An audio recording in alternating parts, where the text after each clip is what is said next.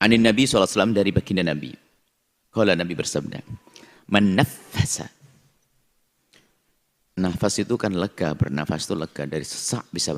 Menafasa, barang siapa melegakan, melapangkan. An mu'minin, dari seorang mukmin, saudaranya.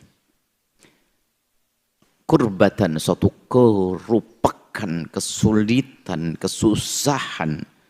Min kurabid dunia, dari kesusahan-kesusahan di dunia. Nolong si fakir, bantu yang sakit, menghibur yang gelisah, susah dan seterusnya.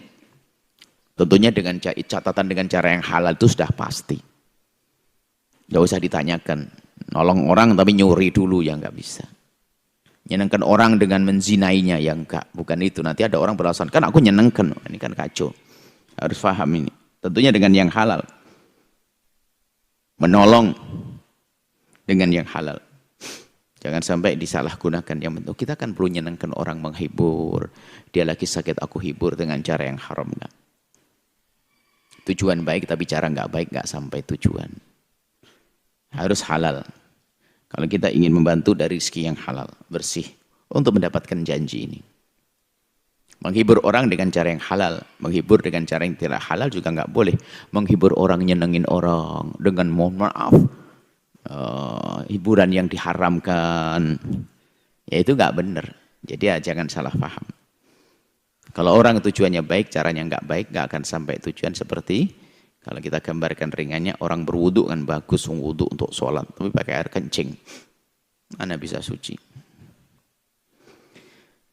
Baik, kalau orang biasa melapangkan kesusahan orang dengan sedekahnya, dengan bantuannya, bisa saja siapapun dia memudahkan urusan orang. Termasuk tuh orang tua yang mempersulit urusan pernikahan anaknya, tuh suruh denger ini. Ada orang tua yang ambisinya zaman begini dengan kekerasan kepalanya itu menjadikan anak-anak naudzubillah kepleset dalam macam-macam kehinaan.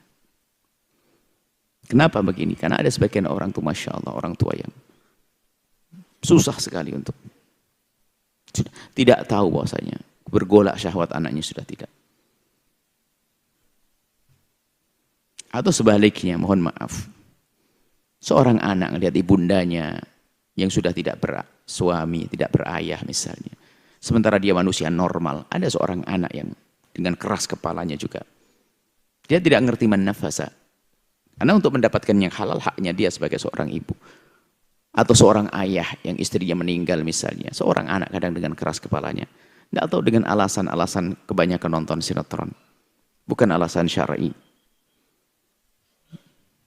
Padahal dalam ajaran kita, kalau seorang anak menemukan ayahnya yang tidak beristri, kemudian dia perlu untuk yang bisa membantunya, melayaninya, dia wajib untuk, kalau orang tuanya melarat. Ini bukan masalah wah nyakiti ibu yang telah meninggal dunia, enggak, ada ibunya insya Allah ahli surga. Kan begitu yang meninggal, ayahnya meninggal ahli surga. Tapi yang hidup dia adalah tetap manusia normal, tidak hanya cukup butuh makanan, tapi kadang urusan syahwat harus selesaikan. Maka kami selalu ingatkan juga ini dalam irama hadisnya agar diperluas maknanya. Hei anak, jangan pandang ibumu selamanya sebagai ibu. Anda harus melihat dia adalah seorang wanita. Dan saya sampaikan, hei ayah, hei ibu, jangan pandang anakmu selamanya sebagai anak, tapi ingat dia adalah sudah menjadi seorang wanita, seorang pria yang punya hajat pribadi yang tidak bisa diselesaikan oleh orang tuanya. Ini perlu dikawasan, bukan ini masalah untuk membantu orang dengan ngasih duit saja, tidak. Maknanya luas sekali. Termasuk hei ustadz yang sudah belajar di pondok lama-lama, Anda itu punya modal dengan ilmu, ajari orang yang tidak mengerti. Mondok lama-lama nggak berguna ilmunya, ngajar saja mikir, yang menjadikan memundur itu yaitu karena khayalannya itu macam-macam, yang di majelisnya harus dihadiri ribuan orang. Nggak perlu ribuan orang, 1-2 orang, mereka juga umat Nabi Muhammad. Kalau Anda mengajari satu orang bodoh, Anda berarti telah menafasa kurbatan min kurabid dunya. Yang punya ilmu agama, punya ilmu dunia yang menjadikan bisa menolong orang lain, gunakan. Jangan sampai dibegitukan saja ilmu dunianya. Saya nggak pernah ilmu agama, oke. Tapi saya punya ilmu dunia yang bermanfaat untuk umat, untuk santri, untuk umat Nabi Muhammad. Gunakan. Karena Anda akan masuk wilayah mulia man nafasa kurbatan min kurabid dunya. Jadi maknanya harus kita luaskan, bukan hanya sekedar kan biasanya pensyarah hadis kan bicara hanya menolong orang fakir, membantu orang sakit. Padahal maknanya lebih luas dari ini semuanya. Kalau sudah begitu, kalau orang yang sudah bisa melapangkan, memberikan pertolongan kepada orang yang urusan urusan dunianya, bayangkan. Bagaimana kalau kita melapangkan urusan akhirat ya Allah. Ini ngurusi urusan dunianya saja menjadi sebab kita dilapangkan urusan akhirat kita. Nafasallahu anhu kurbatan min kurabi yaumil qiyamati. Kalau kita menolong orang, melapangkan kesusahan orang dengan bermacam-macam cara sesuai dengan keahlian masing-masing. Harus ada penjelasannya begitu. Lalu kita orang nggak punya duit, khayalannya saya ingin menolong orang dengan bantuan santunan uang. Kapan bisamu? Oh kamu fakir kok. Nah gitu kan? Ya, harus tahu dengan sesuai dengan keahlian yang Allah berikan. Makanya kami selalu ingatkan. Oh Maha Kasih. Allah akan selalu beri hambanya bekal-bekal untuk menuju kepada kemuliaan. Kadang dengan ilmunya, kadang dengan kekayaannya, kadang dengan tenaganya. Kadang dengan lesannya. Baik. Kurab. Jadi di Arab itu bukan hanya kurba. Satu kesempitan. Satu. Yang kita berikan pertolongan untuk melapangkan saudara kita di dunia, kesusahan di dunia, ternyata dibalas, kita dibebaskan dari kesusahan nanti di akhirat. Ya, kesusahan di akhirat itu kayak apa sih? Banyak sampai dikisahkan nanti matahari begitu dekatnya dengan kita, panasnya seperti apa, gelisahnya di padang mahsyar. Wah, menakutkan. Tapi bagi orang-orang yang punya kebaikan-kebaikan kepada saudaranya, maka akan lega. Padang mahsyar tidak menyakitkan sekali dengan dia. Bahkan bisa saja dibebaskan daripada capeknya di padang mahsyar. Jadi maka dari itu mari kita semua bergegas untuk bisa memberikan pertolongan kepada saudara-saudara kita. Dengan apapun yang Allah berikan kepada kita. Jangan biasa mempersulit orang lain. Ingat, Nabi pernah mengancam. Man syaqqa, Allah mashkuk. Ya Allah persulitlah. Man syaqqa ala ummati, orang yang menyusahkan saudara umatku. Anda jangan persulit umatku. Anda jangan persulit umat Nabi Muhammad. Umat Nabi Muhammad siapa? Manusia sejagat. Di dalamnya adalah ibumu wahai anak. Di dalamnya adalah anakmu wahai bapak. Anakmu umat Nabi Muhammad. Jangan persulit dia. Urusan memenuhi kebutuhannya. Jangan persulit.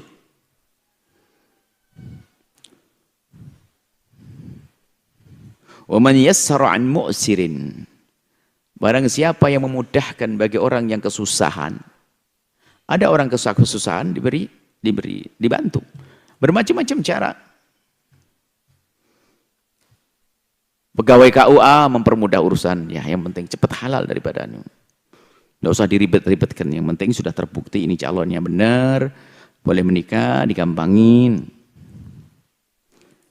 Urusan izin untuk umat ini yang kerja di pejabat-pejabat pemerintah, ini surganya juga ada, jangan dianggap ustadz aja, dia bisa saja. Masalah hak milik orang-orang ini, orang awam kadang ngurusi surat tanah, surat ini susah, digampangin, dibantu. Jadi gambarannya banyak. Kalau Anda kerja di instansi pemerintahan, ternyata menambahkan pelayanan. Jangan bikin orang tersiksa ngantri begitu, Anda percepat sedikit, itu termasuk mempermudah orang yang kesusahan. Ceritanya luas, maknanya luas. Maka kalau Anda mempermudah orang yang lagi kesusahan, maka yassarallahu alaihi, maka Allah akan mudahkan dia di dunia wal akhirati, di dunia dan di akhirat Allah. Maka jangan punya kebiasaan mempersulit deh. Kadang memang modelnya orang mempersulit, dia bisa sebetulnya ini dan halal sah, dia punya hak, tapi dasar memang modelnya gaya begitu. Kalau tidak mempersulit ada. Memang model begitu sampai mohon maaf. Orang membayar utang. Bayar utang itu kan wajib. Itu sampai ada menunda-nunda.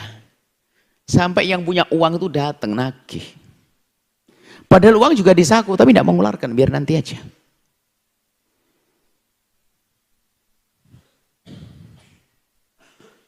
Bos menunda-nunda gaji, padahal ada. Ada, padahal bisa. Cuman memang modelnya begitu.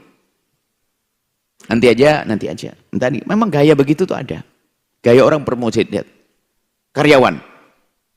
Padahal Nabi sudah mengingatkan, jangan sampai terlambat kau memberikan gaji sampai keringatnya kering. Keringat kering itu bukan berarti kering bener. Maksudnya sesuai dengan perjanjian dong, kesepakatan.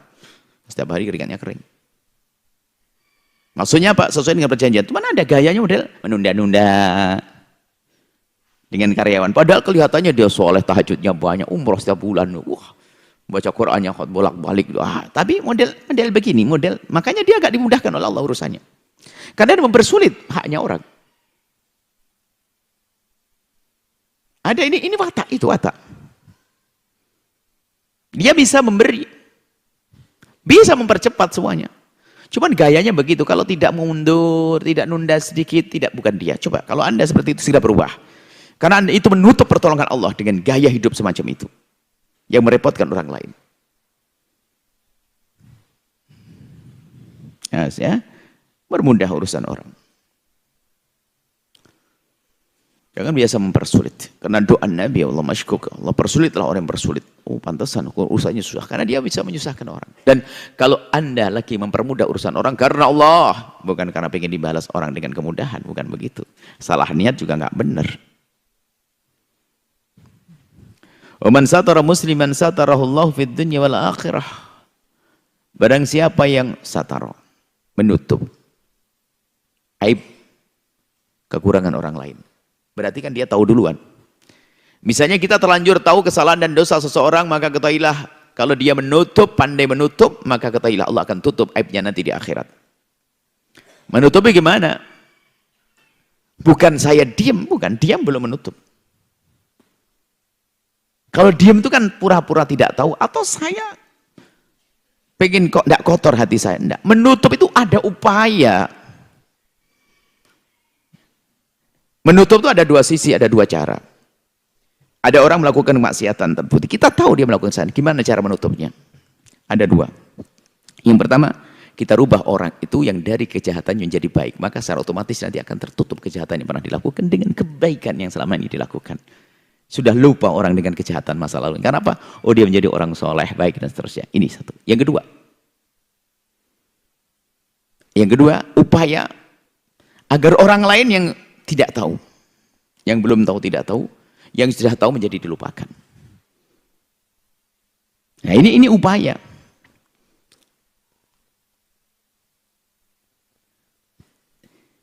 Diam saja kita tidak dapat kemuliaan lah. Apalagi sampai membuka kejelekan orang lain. Wah, ini kacau. Diam saja nggak dapat kebaikan. Mestinya kita harus ada upaya menutup. Dengan usaha. Sampai dalam urusan perjalanan kan takribu amin. Ada diasingkan 1 tahun itu biar orang lupa dengan kisahnya. Jadi menutup aib, hati-hati. Ini menutup aib pekerjaan orang besar. Menutup aib. Bukan menutup itu kan, ingat, dari kita tahu. Kita tidak tahu, kita tahu, oh dia melakukan, tapi berusaha untuk menutup. Kita sendiri tidak akan bincangkan. Nah sekarang kalau orang ngomongin kejelekan orang, mana ada menutup. Menggunjing dia. Makanya dosanya gede, membicarakan kejelekan orang. Maka dari itu, yuk kita menjadi penutup-penutup auratnya orang, aibnya orang, maka ada jaminan. Man satara musliman satarallahu, Allah akan tutup. Di dunia akan ditutup. Lihat, gara-gara kita sering menutupnya orang, aib kita juga akan ditutup oleh Allah. Ditutup di dunia, orang tidak merendahkan kita. Di akhirat ditutup oleh Allah, Allah tidak menyiksa kita. Allah dihapus. Nutup aib penting sekali. Apalagi aib-aib yang Masya Allah, yang menjadikan orang itu termasuk, mohon maaf, kayak zina. Zina itu kenapa kok betul-betul sangat dianjurkan untuk kita untuk menutup zina. Karena apa? Karena zina itu ada hubungannya dengan syahwat. Kalau sudah di kampung itu banyak orang berzina, maka orang yang lain pun begitu ngentengin zina. Sehingga kampung itu biasa berzina itu sudah biasa. Sehingga orang berzina pun hendaknya menutup dirinya, menutup agar tidak menceritakan ke orang, dan kita tidak boleh menceritakan karena zina kehinaan. Akhirnya apalagi yang zina adalah orang yang punya martabat tinggi, maka yang rendah kan mengatakan, oh itu yang orang baik aja zina kok, ngapain nanti repot-repot melarang saya. Bisa begitu. Atau paling tidak ada bisikan hatinya, nggak apa-apa, aman, oh, yang lebih baik dari kamu aja zina, kenapa kamu enggak? Bahaya banget. Jadi jadilah Anda tim menutup aibnya orang. Dimulai dari kita mohon ampun, mohon kepada Allah agar kita menutup aib kita.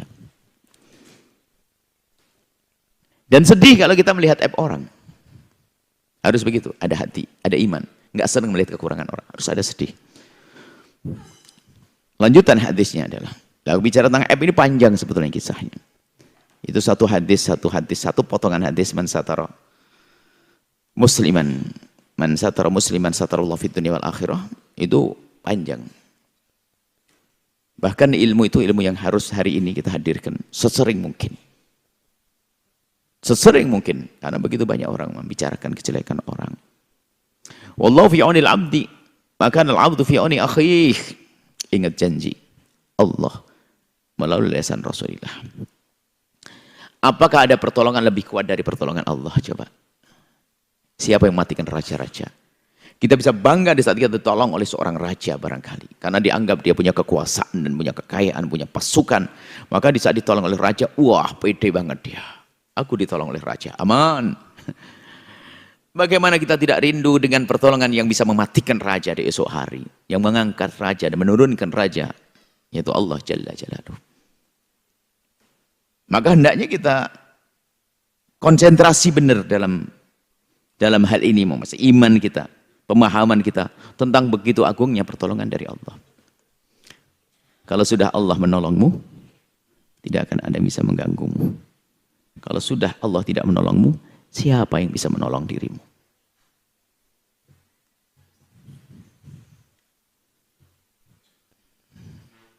Ingat. Nah, dari mana kita mendapatkan pertolongan dari Allah? Subhanallah. Ternyata apa? Allah, wallahu fi aunil abdi. Kalau kamu sering nolong orang, maka itu artinya engkau mengundang pertolongan Allah. Kalau pengen ditolong oleh Allah, berikan pertolongan kepada saudaramu, maka Allah akan membalas dengan pertolongan darinya. Oh, pertolongan dari Allah sangat agung. Makanya menolong orang itu bermacam-macam. Nolong, sampai kami sampaikan, yang punya anak, dididik yang benar, masukkan pondok pesantren, biar kenal Allah dan sebagainya. Cuman biasanya begitu ada yang sedih, aduh anakku tidak pernah bisa masuk pondok pesantren. Anakku tidak bisa dekat dengan tempat yang baik. Anakku susah diarahkan. Aku ingin membawanya susah. Nah, caranya apa? Sederhana, tolong anaknya orang, nanti Allah yang akan membawa anakmu. Maka pedulilah dengan urusan anaknya orang, maka yang ngurusi anakmu adalah Allah langsung. Ayo, kurang apa? Makanya di saat kita membantu tempat-tempat baik, para pesantren dan seterusnya, niatkan semoga ini menjadi sebab aku ditolong oleh Allah. Kalau sebab pertolongan Allah itu unik, anak kita biarpun tidak di pondok akan terjaga. Atau bahkan jihad anaknya bejat dan sebagainya. Gimana kita membawa anak kita kepada kebaikan? Dengan pertolongan. Ya Allah, anakku bejat, anakku jauh dari kebenaran. Oh, aku sudah kewalahan, mendidik, marah, mengingatkan malah marah, berantem dan seterusnya. Aku yakin dengan pertolonganmu ya Allah. Engkau yang punyai anakku. Engkau yang menguasai anakku ya Allah. Aku menolong ini hamba-hambamu. Untuk menjadi orang-orang soleh. Itu si fakir, anaknya pengen ngaji, pengen mondok, pengen ini. Saya biayai ya Allah. Dia dengan serius, dengan sungguh-sungguh. Anda biayai. Allah Maha Kasih. Nggak akan bohong Allah. Anda akan menemukan anak-anak Anda. Karena begitu. Anda sudah berusaha menasihati, nggak beres. Anda berusaha nyekolahkan, tapi tetap saja dia badung, bandel, dan sebagainya. Tapi kalau Anda mengambil pertolongan Allah langsung dengan cara yang Allah ajarkan, maka ya akan menemukan jalannya. Makanya berbuat baik ini sama sekali tidak merugikan, tidak akan mengurangi apapun dari kita. Karena apa? Kebaikan yang kita berikan akan mengundang pertolongan dari Allah Subhanahu wa taala. Jadi seperti itu. Jadi niatkan anak Anda di mana, pokoknya Anda menolong anak orang. Termasuk yang kami serukan program pondok pesantren yang selama ini kita serukan kepada siapapun. Juga tujuannya adalah apa? Agar kita semua mendapatkan pertolongan dari Allah. Karena kita nolong anak-anak hamba Allah untuk mendekatkan diri kepada Allah. Maka niatkan untuk anak-anak. Sampai sebagian para masyayikh itu memperhatikan kalau ada orang sangat baik dengan para santri, para anak-anak penuntut ilmu agama. Biarpun dia bukan orang ahli agama, ditunggu. Mungkin anaknya nanti yang bisa diambil menjadi ulama. Kalau tidak cucunya. Kalau tidak cucu-cucunya. Harus ada orang yang baik, yang sekiranya akan menjadi mulia, yang akan menjadikan sebab orang tua kakek moyangnya terangkat. Karena kebaikan tersebut. Maka jangan ragu berbuat baik. Mungkin kita belum memetik hasilnya saat ini. Akan bisa saja menjadikan cucu kita itulah yang akan ditolong oleh Allah. Akan jadi sebab kita diangkat oleh Allah. Mungkin anak cucu kita ke bawah. Karena janji Allah nggak mungkin Allah ingkar janji. Karena Allah maha kuasa. Allah fi aunil abdi maka al abdu fi auni akhi. Allah akan nolong hambanya. Kalau seorang hamba itu rindu menolong saudaranya. Wa man salaka tariqan. Ini hadis ini panjang sekali. Maksudnya sebetulnya ini setiap potongan itu satu syarah, satu pertemuan. Karena indah sekali. Hadis ini lengkap semuanya. Ini hadis ini tentang tarbiyah. Man salaka tariqan yaltamisu fihi ilman. Barang siapa menempuh jalan. Anda menempuh jalan. Yang Anda di dalam perjalanan itu mencari ilmu. Menempuh jalan menuju tempat menuntut ilmu. Ngaji, mau belajar. Kayak begini nih, atau anak santri yang berada di pondok, dia menempuh jalan untuk menuntut ilmu. Maka kalau dia seperti itu, kalau Anda niat benar, aku niat ngaji, menempuh jalan Allah, menuju surga, menuju ilmu, saya ingin pokoknya berpikir tentang bagaimana menghadiri pengajian, menghadiri kajian-kajian dan seterusnya, maka sahalallahu lahu tariqan ilal jannati, artinya Allah telah memudahkan dia dengan jalan menuju surga. Jadi sebetulnya yang Anda lakukan ini meniti jalan surga. Berita lagi, wa majtama'a qaumun fi baitin min buyutillahi. Tidak ada orang berkumpul di rumah Allah, di masjid. Kemudian disamakan, para ulama menyamakan bukan harus masjid. Sebab intinya perkumpulannya bukan masjidnya. Majtama'a qaumun fi baitin min buyutillah, tidak ada seorang berkumpul-kumpul. Tentunya masjid ini paling utama setelah itu. Berkumpul-kumpul. Yatluna kitaballah, tadarus Al-Quran, baca Al-Quran. Bersama-sama baca Al-Quran. Yatadarus wa yatadarusuna, mempelajari, mengkaji Al-Quran. Bainahum, di antara mereka, bagaimana memahami Al-Quran. Kayak tempat semacam ini. Illa nazalat alaihimus sakinatu, maka kecuali Allah akan turunkan kepada mereka ketenangan. Tentunya yang mengimani, yang tulus hatinya akan menemukan ketenangan. Nggak akan gelisah tentang tokonya belum buka saat ini. Nggak akan gelisah tentang macam-macam. Dia akan gelisah, akan dihibur oleh Allah, akan diberi kebahagiaan. Sakinah, diberi ketenangan oleh Allah. Wa ghasyiyatuhumur rahmatu, Allah akan liputkan kepada mereka rahmat, kasih sayang Allah. Maka ini urusan faham dan nggak faham itu nanti. Yang penting datang dulu, Allah akan turunkan rahmat. Allah turunkan rahmat di tempat semacam ini. Wa dzakarahum fi man indah, dan akan Allah sebut-sebut dia di hadapan makhluk-makhluk yang sampai kepada maqam indiyah, kedekatan kepada Allah, para malaikat, para kekasih-kekasih Allah. Bagaimana kita yang seperti ini disanjung, disebutkan, dibanggakan Allah di antara orang-orang yang makhluk-makhluk yang sangat dekat kepada Allah dari para malaikat dan para aulia. Ini fulan pergi ke majelis taklim tuh. Artinya apa? Disanjung oleh Allah. Orang-orang yang seperti tadi berkumpul baca Al-Quran, menyebut nama Allah, berkumpul disanjung. Nah, cuman kadang orang sehari ini kebablasan. Tiba-tiba ada orang berkumpul menyebut nama Allah jadi sesat. Jadi nggak boleh, kan aneh kadang-kadang. Ada fatwa-fatwa ngaco nih. Kumpul-kumpul nggak boleh. Nggak pernah diajarkan Nabi. Itu adalah bid'ah, itu adalah sesat. Baca sholawat bareng-bareng nggak boleh, karena Nabi nggak ngajarkan baca Quran bareng-bareng. Innalillah. Memang ada model manusia aneh. Betul, keanehan hanya di dunia ini aneh. Kalau surga mah satu model. Orang patuh pada Allah semuanya. Di neraka satu model orang. Ini di dunia mah macam-macam. Dia ada model-model begitu. Orang kumpul-kumpul di darang. Terus mau ngapain? Baca Quran bukan jadi nggak boleh lagi. Pusing. Berkumpullah dengan membaca Al-Quran.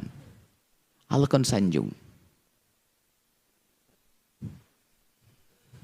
Ya. Waman batu'a bihi ilma amaluhu, barang siapa yang lambat dengan amalnya malas, pemalas dalam beribadah. Lam yusri bihi nasabuh, maka nasabnya enggak akan menjadikan dia cepat meluncur menuju surga. Maksudnya apa? Jangan ngandalin nasab anaknya kiai, yang kiai bapakmu loh ya. Kamu belum jadi kiai. Jadi nasabmu tidak bisa menghantarkan kamu selamat. Amal dong, berbuat baik. Anda bangga aku anaknya ini, bangga aku anaknya ini. Lah kalau kamu buat baik mau ngapain? Kalah dengan yang anaknya orang biasa, tapi dia banyak amal, banyak baik. Banyak kebaikan. Rawahu Muslim bihadzal lafadz. Imam Muslim meriwayatkan dengan lafadz ini. Nah, saya ingin tambah sedikit masalah satr aib ya. Ada dalam riwayat lain, man tatabba aurata akhi, barang siapa yang mencari-cari kesalahan orang lain, hati-hati, tatabba Allah auratah, Allah akan cari, akan Allah bongkar aibnya. Yafdahu wastabaiti, maka akan dibongkar di depan keluarganya. Maka jangan biasa mencari aibnya orang. Ini saya tambahkan sedikit. Saya kira hadisnya ada penghujungnya, rupanya lupa hadisnya sudah lewat tadi. Bahwa yang biasa membongkar aibnya orang, mencari-cari aibnya orang, lihat Allah akan bongkar aibnya. Allah akan rendahkan dia biarpun di depan keluarganya. Ini ada orang punya kebiasaan busuk, menggunjing, ngomongin kejelekan orang. Majelis kita bebaskan dari hal-hal semacam itu. Harus majelis bersih dari caci maki, dari olok-olokan, dari fitnah, gunjing dan seterusnya. Masya Allah. Hadis diriwayatkan oleh Muslim. Allahu a'lam bissawab. Baik, Masya Allah, syukuran jazilan kami haturkan kepada guru kita tercinta Buya Yahya. Semoga semua yang beliau sampaikan dapat menjadi ilmu yang bermanfaat dan dapat kita amalkan dalam kehidupan kita sehari-hari. Amin, amin, Allahumma amin. Baik hadirin, pemirsa Al-Bahjah TV dan mendengar setia Radio Network dimanapun Anda berada. Selanjutnya kita memasuki segmen tanya jawab. Seperti biasa kami akan memberikan kesempatan kepada para pemirsa dan pendengar. Bagi Anda yang ingin bertanya langsung kepada guru kita tercinta Buya Yahya, Anda dapat menghubungi nomor interaktif 0823 4071 3338. Kami ulangi 0823 4071 3338. Namun sebelumnya kami akan memberikan kesempatan kepada hadirin jamaah yang ingin bertanya kepada Buya, dari jamaah bapak-bapak satu orang dan dari jamaah ibu-ibu satu orang, dengan satu orang satu pertanyaan. Dimulai dari jamaah bapak-bapak terlebih dahulu, silahkan.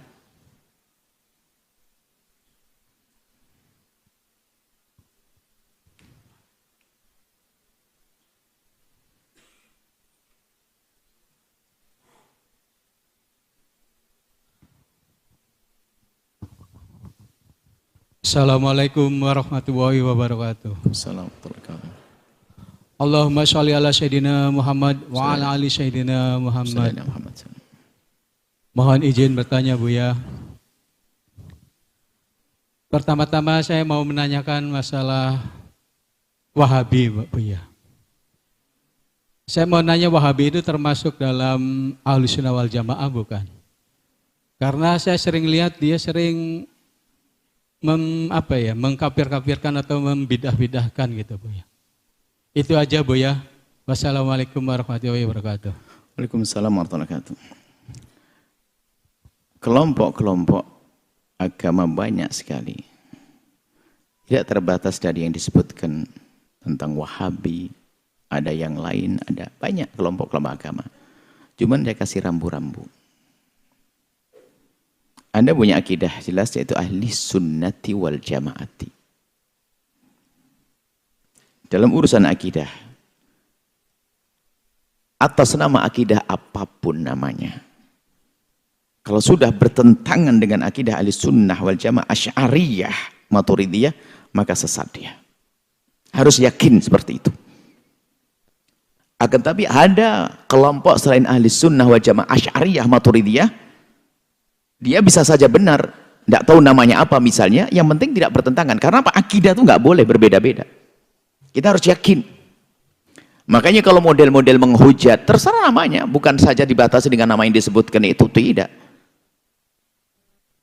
Kemudian dia mengkafirkan, bid'ahkan kaum Asy'ariyah dalam pemikiran-pemikirannya. Pemikiran mana yang bid'ah yang sesat? Sebutkan. Kita ingin menjelaskan kita ini. Karena permasalahannya mereka itu memahami dengan caranya sendiri, ditafsiri sendiri, baru dihukumi sendiri. Maka mudah menjustis orang lain menjadi menghukumi dengan hukum yang salah. Ini yang dia masalah. Jadi kalau tidak ikut rambu-rambu, tidak sesuai dengan rambu-rambu ahli sunnah wajah Asy'ariyah, maka dia tidak kita anggap sebagai ahli sunnah yang benar. Ahli sunnah palsu banyak dimanapun itu. Ngaku ahli sunnah. Makanya kita kasih rambu sunnah, ada rambu-rambunya kan. Makanya ada identitas 5. Kalau Anda memahami identitas 5, selain dari identitas 5 ini adalah bermasalah. Seorang harus mengatakan dirinya berani muslim dia. Setelah itu ahli sunnah wal jamaah. Nggak cukup ahli sunnah wal jamaah, karena ada ahli sunnah wal jamaah palsu ngaku ahli sunnah, tapi dia bukan ahli sunnah serius. Kenapa? Bukti menghujat ulama-ulama ahli sunnah yang benar. Menghujat Asy'ariyah dan seterusnya. Dan kami himbau kepada orang yang tidak setuju dengan pemahaman Asy'ariyah, ayo dijelaskan. Anda boleh tanya. Karena permasalahannya fitnah, tidak bertanya. Islam, ahli sunnah wal jamaah, Asy'ariyah. Yang tidak setuju dengan paham Asy'ariyah bisa kita jelaskan. Karena masalah dia menafsiri dengan pahaman sendiri lalu menghujat kaum Asy'ariyah. Ini yang belajar madhab Asy'ariyah. Saya yang belajar. Kita yang belajar. Lah dia nggak belajar menghukumi. Ini kan repot orang. Asy'ariyah. Sekarang harus paham, tidak cukup orang mengaku-ngaku percaya ikut dengan Abu Hasan Asy'ari, nggak bisa dipercaya. Ada sekarang pura-pura Abu Hasan Asy'ari, saya percaya dia imam besar, tapi ya saya nggak setuju dengan Asy'ariyahnya pengikutnya ini. Ini mulai melintir. Dia mulai berdusta. Seolah dipisah antara Imam Abu Hasan Asy'ari dengan pengikutnya ulama Asy'ariyah akan dipisah. Dengan cara memisahnya, tadi kita sebutkan di Muqaddimah, membuat 3 fase. Fase yang ketiga. Jadi pengikutnya ikut fase yang kedua, masih sesat. Abu Hasan Asy'ari keluar dari fase ketiga, fase dusta tadi. Islam, ahli sunnah wal jamaah, Asy'ariyah atau Maturidiyah, kemudian ada ciri lagi, bermadhab. Kalau sudah sok nggak bermadhab, wah ini kacau. Yang kelima adalah Sufiyah. Ikut cara mendekatkan diri kepada Allah, membersihkan hati dengan cara kaum Sufiyah. Dan memang tidak kita pungkiri ada sufi-sufi palsu di sana. Malas belajar, malas ngaji, ngaku sufi, nggak sholat, melanggar haram. Sufi tidak begitu, kata Imam Junaid al-Baghdadi. Tasawuf kita adalah harus diikat dengan Al-Quran dan hadis.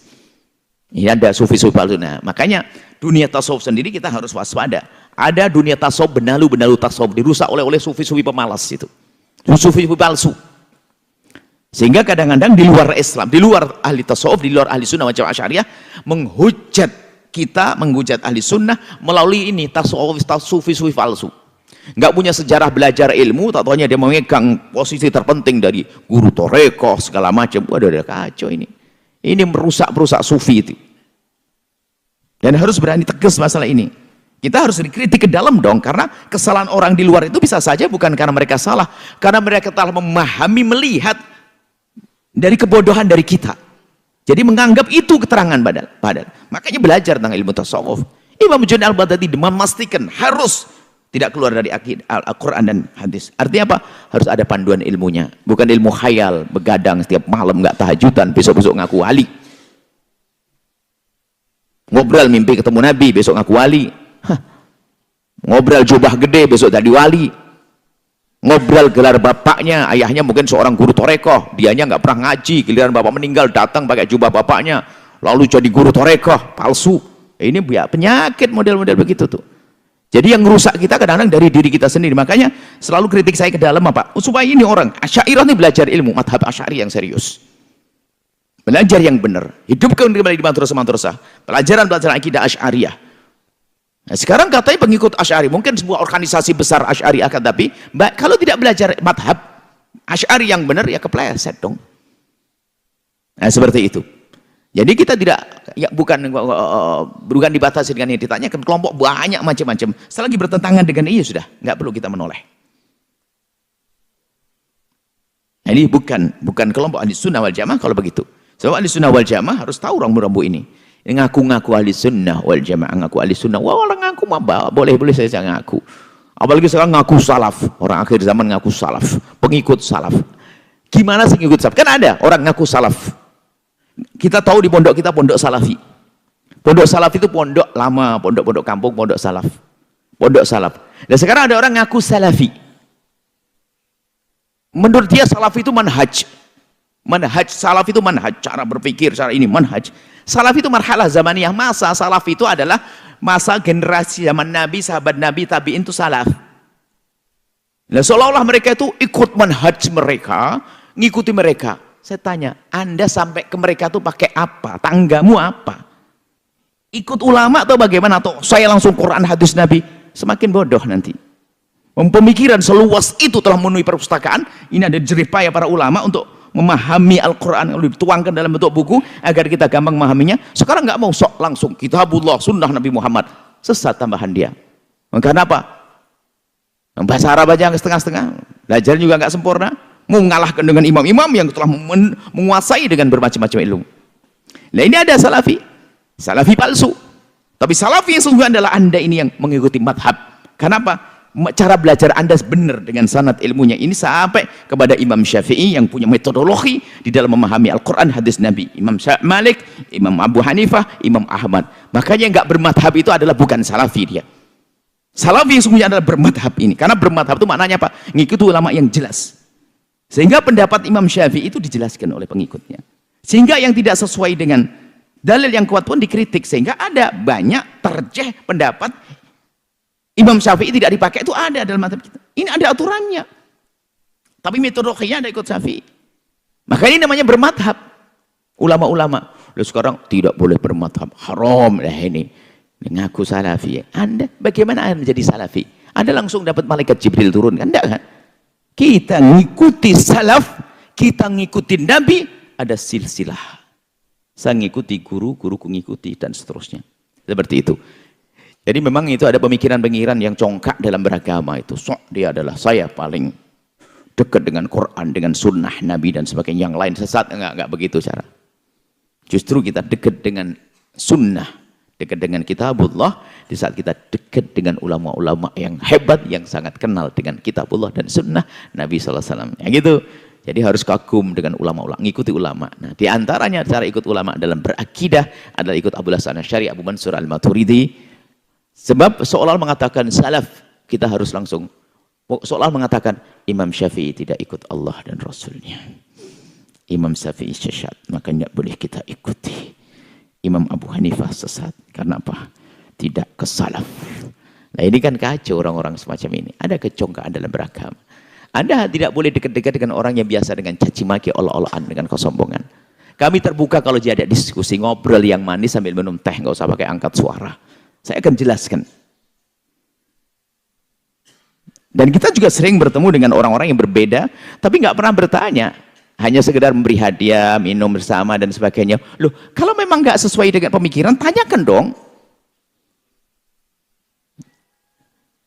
Cuman bahasanya, silaturahmi beres. Silaturahmi ada, kita hanya di silaturahmi, minum wajib dong silaturahmi. Tapi kalau masalah pemikiran, jangan sampai bicara di belakang. Tanyakan dong. Ini perlu masalah akidah, maka kami himbau kepada yang di dalam akidah Ahlussunnah wal Jamaah Asy'ariyah, kuatkan kembali akidah ini. Kalau kita lemah, kita akan memberikan informasi yang salah, berarti kita merusak rumah kita sendiri. Makanya harus belajar serius. Itu saja insyaallah. Allah a'lam bishawab. Setelah Anda menyaksikan video ini, jangan lupa berselawat kepada baginda Nabi Muhammad sallallahu alaihi wa alihi wa sahbihi wasallam.